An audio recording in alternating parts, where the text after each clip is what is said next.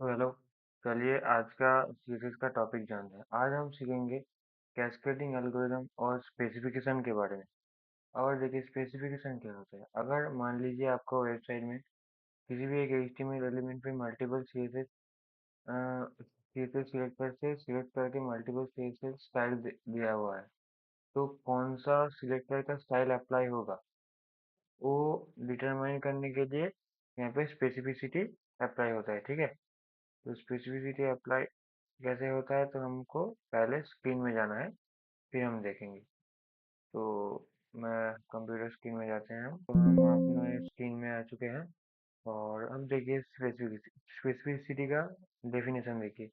When you style a web page, sometime multiple CSS rules target the same element, so which one wins? इसका मतलब क्या है, अगर आपके वेब पेज में सब मल्टीपल सीएसएस एक ही एचटीएमएल एलिमेंट को टारगेट कर रहे हैं, बैकग्राउंड कलर भी है, बैकग्राउंड कलर दिया, और और सॉरी बैकग्राउंड कलर दोनों तरफ से इसको दिया।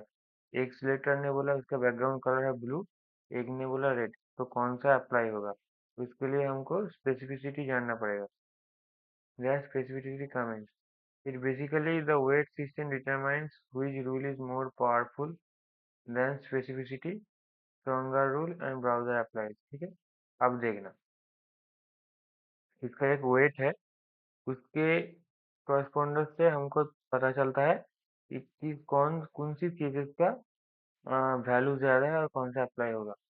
तो पहली बात, हम लोग यहाँ पे एक बॉयलर प्लेट कोड लिख चुके हैं। और यहाँ पे एक सेकंड में थोड़ा सा कुछ कर देता हूँ। अब यहाँ पे एक H1 है और एक H2 है, तो हम गो लाइव करके ब्राउजर में खोल लेते हैं उसको। तो नॉर्मल है, हेलो आई एम बनाना और ये ऐसा कुछ। अब देखना हमारे पास मल्टीपल सीएसएस सिलेक्टर होते हैं, वह सबको पता है। मैं पूरा का पूरा एक बार सिलेक्ट करता हूँ। बैकग्राउंड कलर ब्लू हो गया, मैं बैकग्राउंड कलर ब्लू देता हूँ। ठीक है, तो यहाँ पे बैकग्राउंड कलर ब्लू हो जाना चाहिए। ब्लू हो गया ऑब्वियसली, क्योंकि हमने इसको सिलेक्ट किया है। पर अगर सेम ही चीज़ मैं यहाँ पे H1 में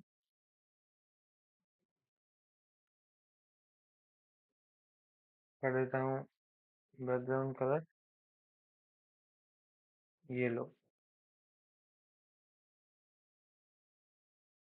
तो गाइस देखो, मतलब जो बनाना मतलब H1 जो है उसका बैकग्राउंड कलर अब ब्लू नहीं रहा, सिर्फ इस H1 का बैकग्राउंड कलर अब अगर हम यहाँ पे मार्जिन को जीरो और पैडिंग को जीरो कर देते हैं, तो कोई मार्जिन पैडिंग डिफॉल्ट नहीं रहेगा। तो आप देख सकते हो, हाँ यहाँ पे देखना कोई मार्जिन पैडिंग हमने इसको खत्म कर दिया। अब देखना यहाँ पे हमने जब H1 दिया, H1 का बैकग्राउंड कलर येलो दिया, तो वो जो यूनिवर्सल सिलेक्टर है उसका स्टाइल को ओवरराइड कर दिया। तो इसका मतलब क्या है, जो H1 है जो स्पेसिफिक टैग को डिटरमाइन करके हम सिलेक्ट कर रहे हैं, उसका वैल्यू एक यूनिवर्सल सिलेक्टर से ज्यादा है। तो हमको ये पता चल गया। अब हम एक चीज देखेंगे, लाइक यहाँ पे अगर हम एक क्लास दे देते हैं। ठीक है, क्लास देते हैं रेड। अब हम यहाँ पे रेड को सिलेक्ट करते हैं, dot red, background colour aquamarine जो है। अब देखो गाइस, एक्वामरीन हो गया, तो इससे हमको क्या पता चला, सबसे कम प्रायोरिटी का है जो है वो है यूनिवर्सल सिलेक्टर। फिर उसके बाद आता है जो स्पेसिफिक टैग सिलेक्ट करके हम करते हैं वो, और फिर आता है क्लास सिलेक्टर। ठीक है, अब देखना क्लास सिलेक्टर को, अगर हम इसका नाम रेड रेड है इस क्लास का नाम, पर हम लोग यहाँ पे बहुत सारे क्लास होते हैं, येलो, पिंक। ठीक है, अब अब लोग को पता है एक मल्टीपल क्लास दे सकते हैं एक एलिमेंट को। और अगर हम यहाँ पे डॉट येलो करते हैं और हम सेम ही प्रॉपर्टी देते हैं, कोई अलग नहीं, background colour yellow. Background yellow तो नहीं, ये तो यहाँ पे है। हम एक बार H1 को यहाँ पे कमेंट आउट करते हैं, ठीक है।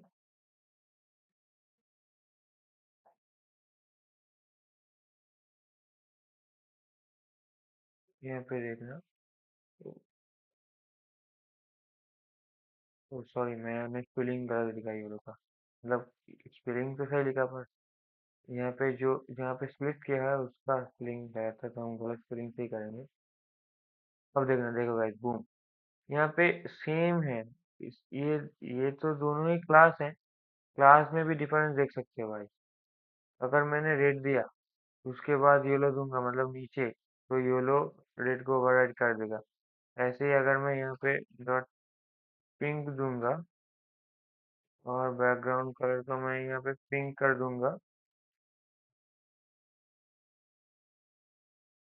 तो बैकग्राउंड कलर पिंक हो गया। देख सकते हो, देख सकते हो, देख सकते हो, बैकग्राउंड कलर पिंक हो गया। ठीक है, बैकग्राउंड कलर पिंक हो गया।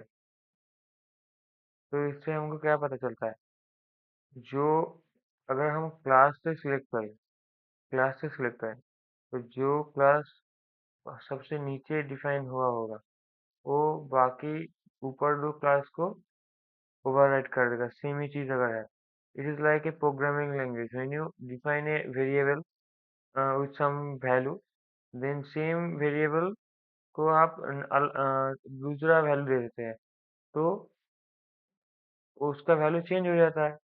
हमने देखा है किसी भी, अगर आपको प्रोग्रामिंग लैंग्वेज लाइक जावा या फिर पाइथन में एक्सपीरियंस है तो आप जानते हो। वैसे ही यहाँ पे सीएसएस में भी सेम केस हुआ।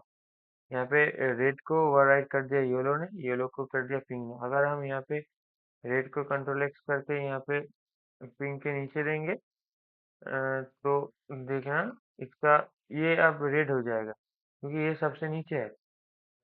दैट्स इट, यही था, यही था, यही था। अब देखना इस और एक स्पेसिफिक स्पेसिफिक स्पेसिफिसिटी में आता है, वो है एक और सिलेक्टर जो है आईडी। आईडी का आईडी का जो यहाँ पे हेड आईडी का स्पेसिफिसिटी कम है या फिर ज्यादा है, अब हम देखते हैं। हमने तो यहाँ पे देख लिया, पर यहाँ पे देखते हैं। यहाँ पे हैशटैग देंगे और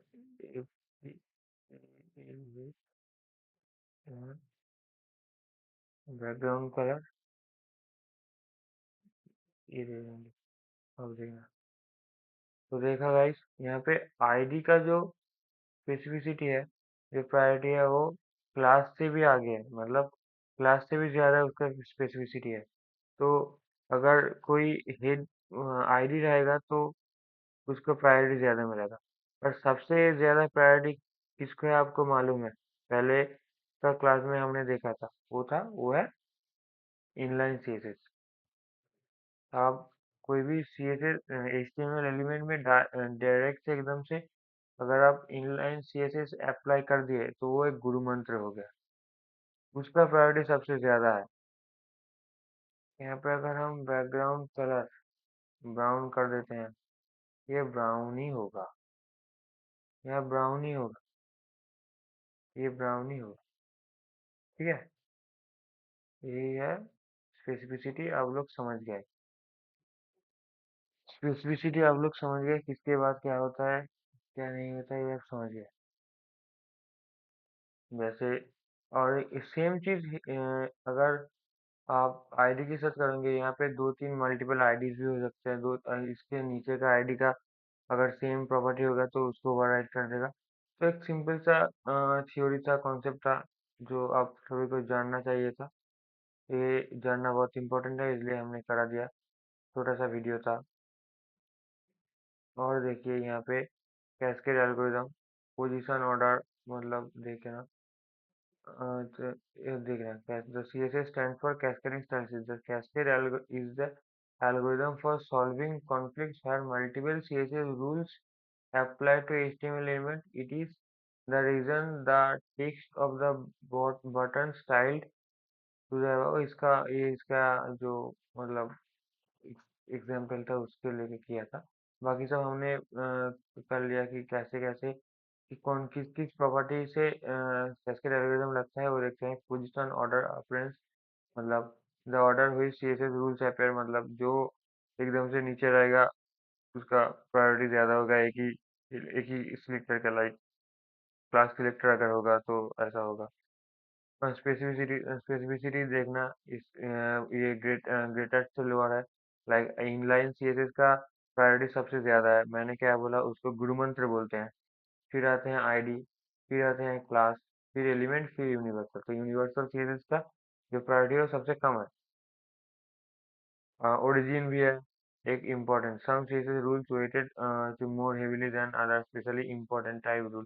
मतलब अगर इम्पोर्टेंट लगा देंगे तो सीएसएस मतलब एचटीएमएल को लगेगा, इस ये एलिमेंट लगाना एकदम से इम्पोर्टेंट है। और एक चीज मैं आपको दिखाना चाहता हूँ। यहाँ पे अगर मैं इंस्पेक्ट करूँ और मैं यहाँ पे H2 में जाऊँ, एलिमेंट्स में जाके, एलिमेंट्स में जाके, और देखिए एलिमेंट में जाके हम मैंने हेड 2 में गया। यहाँ पे यूजर एजेंट स्टाइल शीट है, इसका स्पेसिफिक सबसे कम है। पर अगर मैंने इस H2 को, मतलब ये H2 जो टैग है, H2 टैग है, इसको कोई स्टाइल नहीं दिया है, इसको कोई स्टाइल नहीं दिया है, तो ब्राउजर का एक डिफॉल्ट स्टाइल होता है हर एक ब्राउजर का। तो वो ब्राउजर का स्टाइल डिफॉल्ट उसको दे देता है।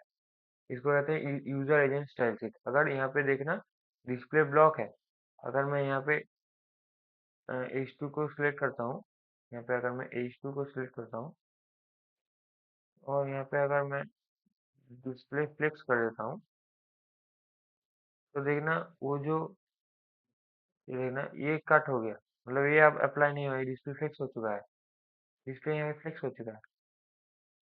और फिर ऐसे फॉन्ट साइज इसका डिफॉल्ट दिया हुआ है ब्राउजर का 1.5 REM।